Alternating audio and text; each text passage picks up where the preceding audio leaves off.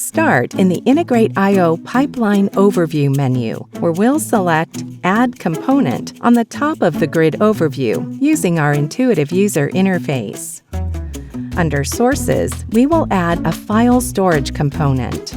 Open the component. Under Input Connection, we'll select the SFTP connection. Enter a source path. We will choose from 3 different types of files: delimited values, JSON object, and RAW files.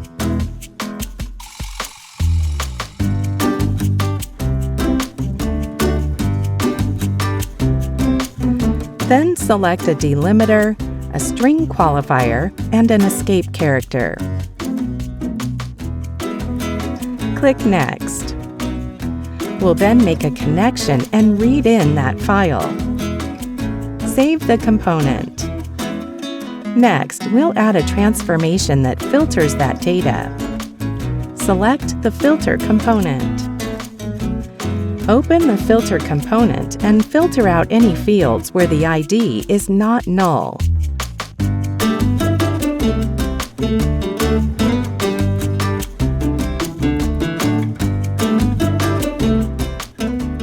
Click Save.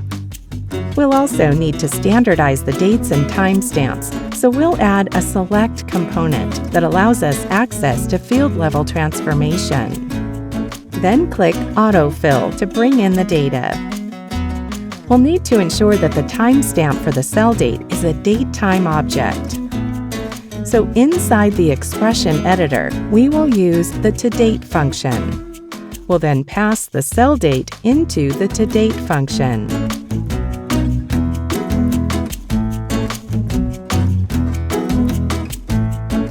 Click Save. Those timestamps will now be standardized to a datetime object. The data has been cleansed and standardized and is ready to go to a database. We will then be sending this data to a Postgres database. Give the table a name and continue to fill out the required fields.